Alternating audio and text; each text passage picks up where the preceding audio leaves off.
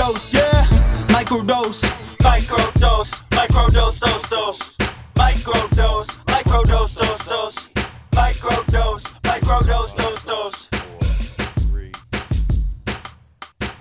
What's good, y'all? Kush Hayes here, coming to you. Newest edition of the Microdose in the summertime. Hope you guys are having a great time. It's July 1st. It is Independence Day weekend, guys. So I cannot stress enough. Be safe. Don't drink and drive. Have a great time, though. Like you're adults. Hopefully you'll figure it out. But here to celebrate the weekend with us is from One Wall Comedy, Chris and his man, Sir Aloysius Pernicious. Did I get the last name right there? I am Chris, yes. But the puppet, yeah, that's Sir Aloysius Pernicious. And I cannot put enough quotations on the Sir. Mm-hmm. Thank you, how long ago were you knighted, Sir Aloysius? Al's got a funny story for that. We actually did a sketch about it. Yeah, but you told it kind of lame. Okay, thank you. Yeah, he's a little feisty. Sorry, that's how he is. We do have a video about this from our last October series we did. We might remake it. I'll let him tell you. Yeah, go ahead, Al. Oh, thank you for your permission. So you see, a while back, I was actually hanging out with my good friend Lizzie. That's the queen, for those of you who don't know. And the palace got attacked by zombies. I saved her from that whole conflagration there, and that's how I got my title. That's my story, and I'm sticking to it. That is amazing. How many zombies were there, Sir Al?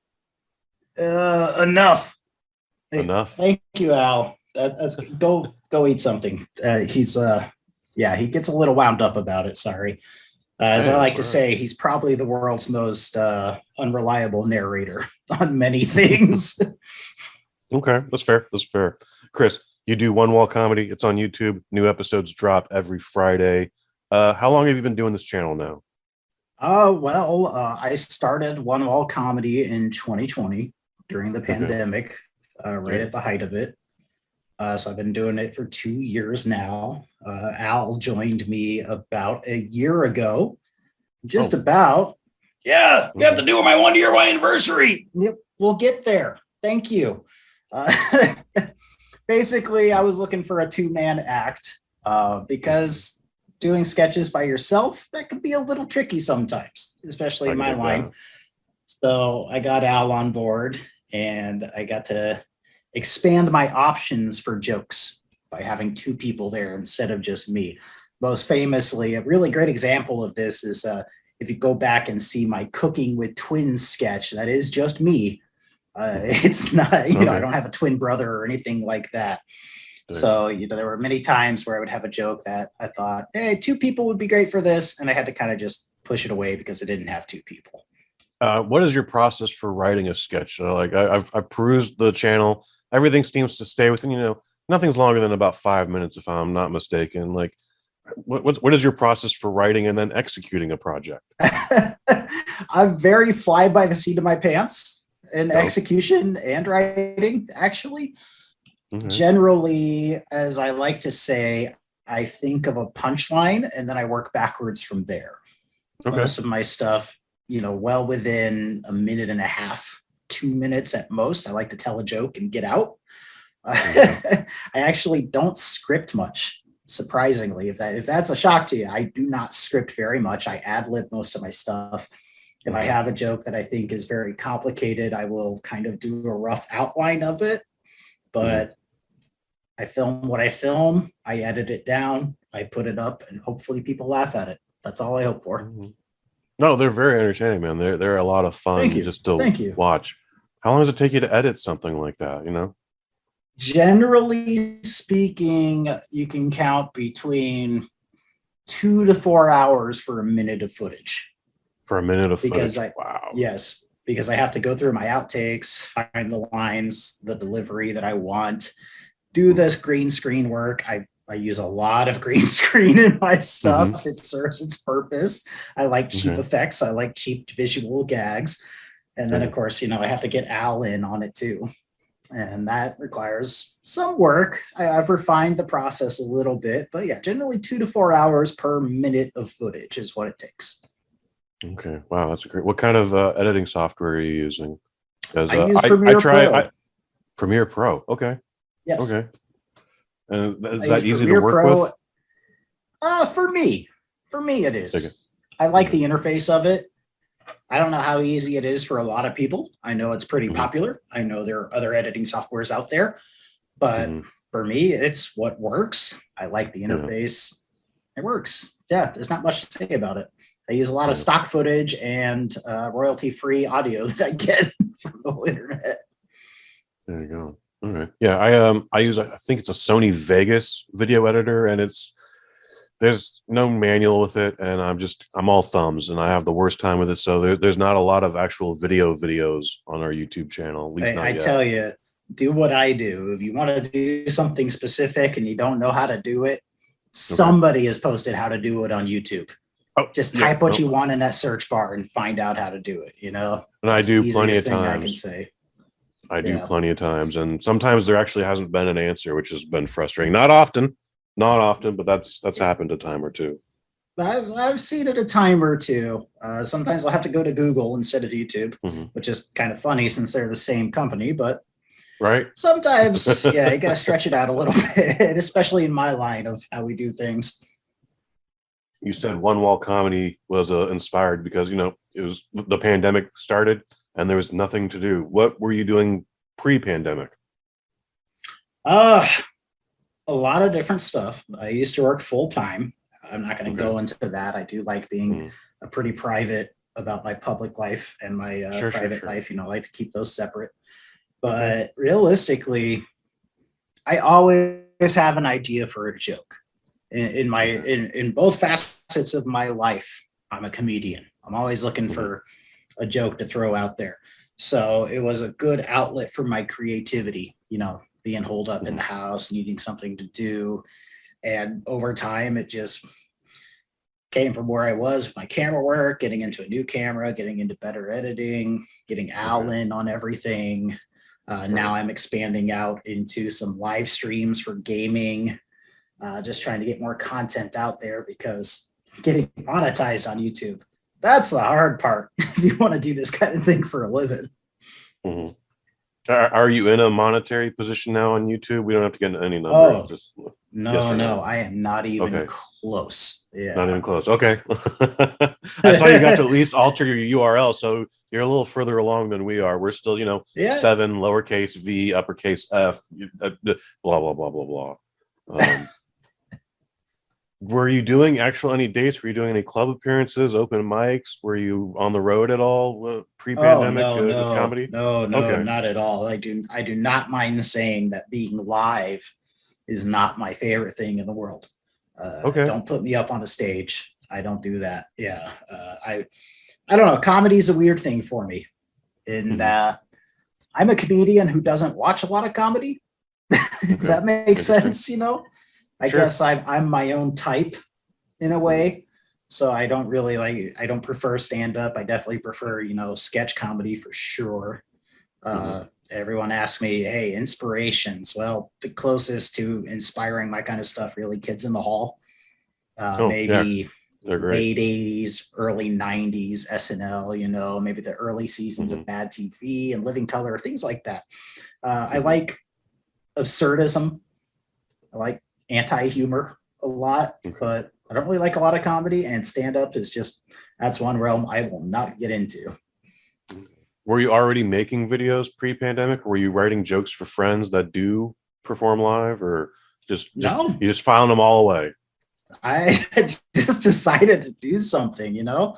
I missed out on the entertainment train of the big YouTube rush in the early 2000s. That's probably my biggest failing of the scenario, is that I've always wanted to do something like this, but I never jumped into it, just feet first, go all in until the pandemic came around. And I was like, well, what else am I going to do with my time? Yeah. Nothing else but time, right? Right. Mm-hmm. Yeah. Very We're over much. 800 days. I'm still saying we're kind of in a lockdown despite how much everything is still open. But, anyway, over 800 days later. And it's just like, man, I wish I'd, maybe done an extra push up or tried to learn French, like if I knew we were at least going to have 500 days off, like I would have definitely done my time more. Like we've been podcasting the entire time and since before that, but I was like, yeah, maybe we could have polished up some episodes. Like I was in that camp of people like, well, just 2 more weeks. We'll get through this. And then, everything will be back to normal. 2 more weeks, 2 weeks later, 2 more weeks, maybe a month. All right. It was very naive maybe, but that makes sense. I jumped into this a little naive. I had to end up investing more into a better camera, putting more time into figure out my doing. There's still, even as far as my videos have come from the very beginning, I still look at them and go, I still want to figure out that coloring a little better, that lighting a little better. So okay. I think, as far as growth and how you want to take your content, that's a constant thing that never stops. Right. You're definitely doing a lot of learning by doing, and you are doing a lot of doing, man. Seriously, there's what, over 100 videos on your page right now? There's a couple I pulled because I'm not happy with the technical quality. Those are getting remade on a slow but steady basis. 95. I'm at 95 public videos right now. Yeah. That's outstanding, dude. That's outstanding. There's a lot of people who don't even have one video up yet. What was it like, the transition of working solo and then working with Sir Aloysius? Al is a personality. He is. And people have asked me before, okay, what's the deal with Al? Well, realistically, he came to me in a dream. Yeah, it's a little weird. So I'll explain this, of course, and I don't mean to be so long-winded, but please do. I had a dream where instead of just the one sketch a week thing, I was doing a format that was more closely related to something like Key and Peele, where you'd have sketches broken up by hosts talking about them in a way. And the host segments were emceed by a puppet character named Sir Aloysius Pernicious. And this was all in my dream. So I woke up that morning and I started thinking to myself, well, what if I got a puppet in here to be the second man of the act? Because I would like that format where I do like 3 or 4 sketches in an episode, if it weren't for the fact that I do try to post weekly and I would just burn out my creativity if I tried to push 3 to 4 sketches every week. Sometimes I don't come up with the week's episode until the day before I film it. And I'll sit there racking my brain all week, like, hey, what's going to be funny? What's going to make me laugh and hopefully make the audience laugh? So trying to do something where I had in that dream, not really feasible. Oh, what? Oh, hold on. Yeah. Sorry, he wants to jump in here. Yeah, but then I came along and that changed everything. Because let's face it, I'm really the star of the show, Chris, he's an okay guy, a little too tall for my taste, but I'm really what makes it happen, I think. Especially since he's usually the fall guy in the sketches. All right, thanks, Al. That's nice. He's a little full of himself sometimes. What can I say? Hey, you're the one who voices me, pal. Yeah, I know. Thank you. But that was Sir Aloysius sitting on a shelf, or did someone custom make him for you? Like, did? So Al, I found a guy on Etsy who makes kind of generic puppet style puppets. And then I customized him, I don't like to break the suspension of disbelief too much, but we all know Al is ultimately a puppet. I am the one who operates him. I am the one who voices him. So that's where my experience with green screen work comes into play, because then I have to act against myself with timing, positioning, everything.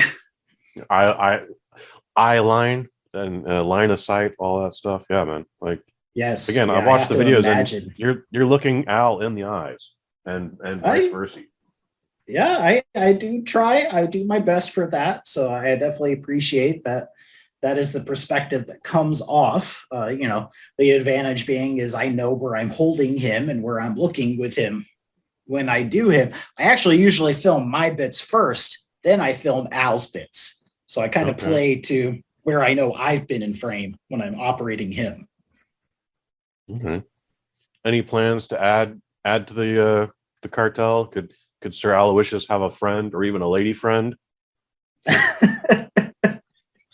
I don't know about that. The way I use Al, the way he is, I think Al is too involved with Al to ever have a significant other friend, honestly. I think his significant other really would be food, moreover pizza rolls, as he often states on the show. That's kind of become his thing.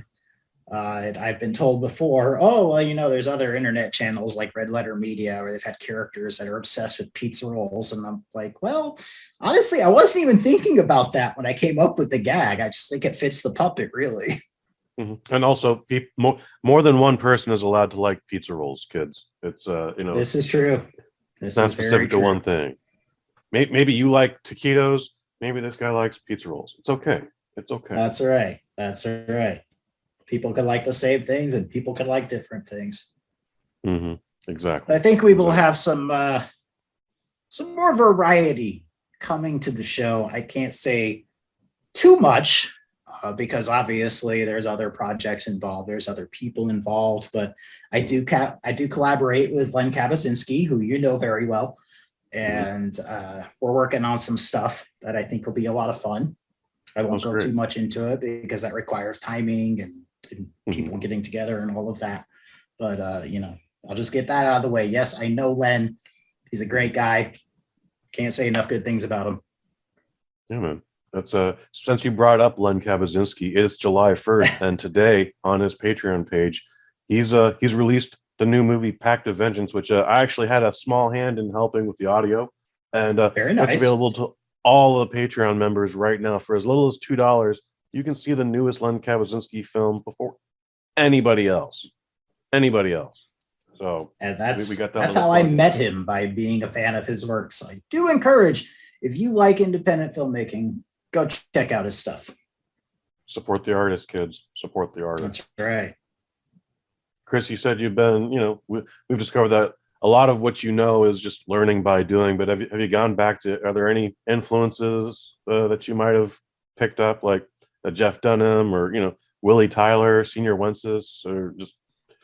Well, I mean, Al's voice, doing this, talking like this for any extended period of time. That's very clearly, that's kind of my own mixture of Ralph the dog and Dr. Teeth. It's a very Jim Henson-esque voice. It's a very simple, hey, this doesn't sound at all like me, so it works. I have a little bit of experience operating puppets from doing some stuff when I was younger, going out helping in disadvantaged neighborhoods down south and things like that, where we'd operate puppets for puppet shows for the kids. It's kind of where I picked up a little bit of that. But I really do my own thing. Like, Van, you gotta say, oh, who inspires you? Well, I kind of inspire myself. I have a very active imagination. When I need something technical, I'll look up how to do it, but I really do try to just base everything I do off learning by doing. I think that's the best thing that you can do when you're trying to push your own creativity and your own content out there. I know you like to keep your cards close to the vest. Is there an evolution you're looking to achieve? Like, would you like this to be a TV show, or, at least a longer format version on YouTube or any streaming service? I would like for it to pay the bills. I don't have any aspersions to any bigger fame. Being monetized on YouTube, where it could actually just pay my regular bills for me, my utilities and stuff, maybe put away a little extra every month. Like, I don't want to be a big YouTuber where I have like 10 million subscribers or anything like that. I don't have any aspersions to being contracted for a TV show or going on a streaming service. I really don't. Just because I personally think that too much fame can be a bad thing, right? And it can really kind of detract away from the heart of the content. So if I could just make enough to get by in my daily life, I'd be all right with that. That's really where I'd like to go. Tomorrow, Mike Lazo of Adult Swim calls you up and says, Chris, I need one wall comedy. We need a 15-minute gimmick. We need 10 episodes once a week, 15 minutes long. I'm going to tell him no. I'm going to tell him no. We're going to pay your utilities. Yeah. I'm going to pay all your utilities. No, it doesn't matter. It doesn't matter. Wow. I like to keep it independent. I can't have one wall be under someone else's banner. I don't like one thing that people know me personally understand. I hate being told what to do. So I can never sign one wall comedy under someone else's banner. If that means I just stick to YouTube for the rest of my career, hey, I'm all right with that. I really am. Put those ads on my show and let me bring in that sweet, sweet clickbait money. Okay. And if the option was develop a show for us that isn't one wall comedy, however you want, you get creative freedom because they're pretty loose about that stuff over there. Again, this is all just hypothetical. You still turning them down, or you feeling a little more at the very most as a writer? I wouldn't go too heavy into it. I could write jokes and let them tweak jokes, but I wouldn't put myself in any way where it's like, oh, produced by Chris Smith or anything like that. I can't do it. I just can't, it's just how I am. I'm too independent for my own good. I think that's how I really feel about it. I think that's what I admire, go back to the inspiration thing. Kids in the Hall, they're very independent. They very much, hard line, make the jokes they want to make. The second season, or I guess the revival, realistically, because they had about 5 seasons, 5 or 6 when they were back in the 90s. But if you've seen them on Prime, their new season that they did, I was a little worried at first. It's like, oh man, it's Amazon Prime. They're going to be telling them what jokes to make and everything to do. But no, it's very much their own thing. So in that capacity, I could write stuff, but I just wouldn't put myself too much into it. I just couldn't do that. Okay. How's the transition with the video game playthroughs going? Oh, I think it's fine. I don't really have a metric to base it off of. I think the hard part for me is finding something to play that I'm all right at enough that people will want to keep watching me, I don't mind saying it. I'm 40 years old. My reflexes aren't what they used to be. My hand-eye coordination isn't what it used to be, People want me to play Fortnite. People want me to play like big PvP games. Like, dude, no, I'll get trashed by a 12-year-old. That's just how it is.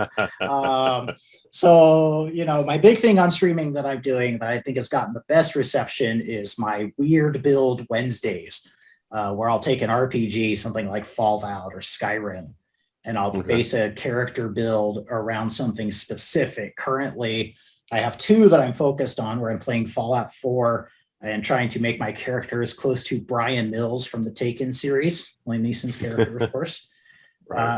So a lot of pistols and unarmed combat.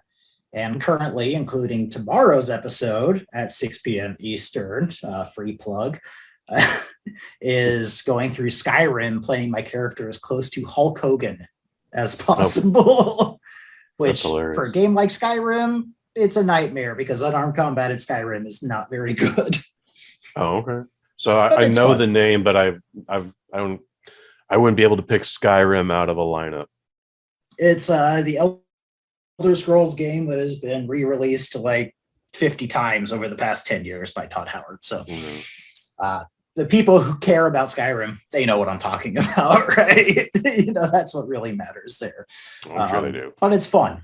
I try to make it as entertaining as I can from my own perspective on things. And tomorrow's episode, I don't mind saying it'll be my second episode playing my character in Skyrim as Hulk Hogan. And we'll be going a little bit extra too. I don't want to give too much away. I don't want to bury the lead, but if anybody wants to tune into it, I guess this will actually be 2 days before July 1st. So I guess you could go watch the archive footage. Okay, there you go. In that case, make some popcorn. I keep saying tomorrow, but yeah, I'll have plenty of footage up. I get, hey, whatever. This is releasing after the fact. I'm actually dressing up as Hulk Hogan on this stream. Oh, that'll be a lot of fun. By the time people see this, it'll be a lot of fun. I'll be doing my best impression, brother. Things like that. Try to make it engaging. Yeah, man. Yeah, I recommend everybody check that out. That's if you missed the live event, the archive will always be there. It's One Wall Comedy on YouTube. New episodes drop every Friday. And as soon as you're done listening to this, It's Friday already. Go check out One Wall Comedy. Chris, Yeah, I'll have a new Sir sketch. Aloysius Yeah. Pernicious. Is there anything else you want to plug? Twitter, YouTube, Instagram, Twitch, something like that? Oh, yeah, here, I'll jump in here. We are on Twitter, we are on Instagram, and we are on Reddit. I actually did a few live things on Reddit a while back, so if you haven't read it, I might jump back into that soon because everyone loves me more than they like Chris, and that's how it goes. So check us out, One Wall Comedy on all socials. Yeah, thanks, Al. That's lovely. Yeah, like he said, Twitter, Reddit, Instagram. I kind of use social media as a necessary evil when you're doing content. If I wasn't doing this, I probably wouldn't use any of it, right? So it is what it is there.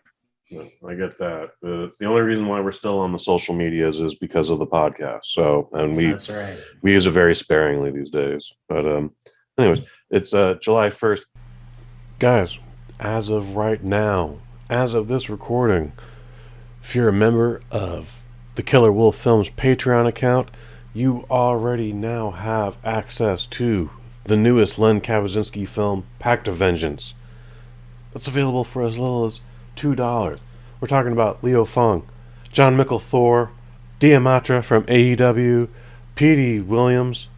Dude, it's a Len Kabaczynski film. You already know what to expect. And if you don't, it's going to be a lot of fun. I promise you, check it out. Go to patreon.com right now. Become a member of Killer Wolf Films page and enjoy not only that movie, but hundreds of hours of podcasts. Everything in the Len Kabaczynski catalog. It's all yours for as little as $2 a month. Folks, July 5th, the day after Independence Day, is season 2 of Sweet Science Cinema. Me and Pro Wrestling Hall of Famer Jameel Hemphill, we're going to be talking about Creed 2. We're building the entire season on its way to seeing Creed 3 up in November.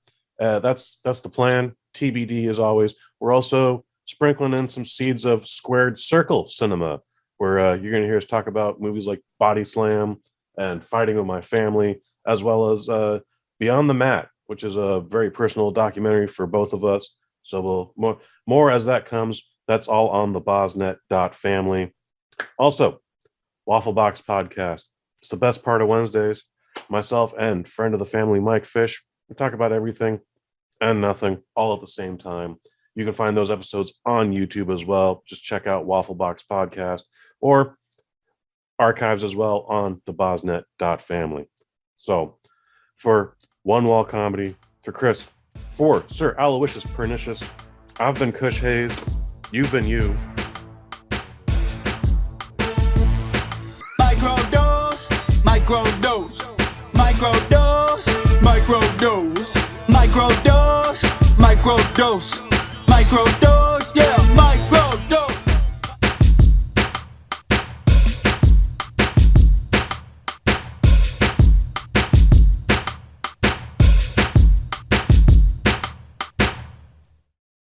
From the BosNet family. That's my story, and I'm sticking to it.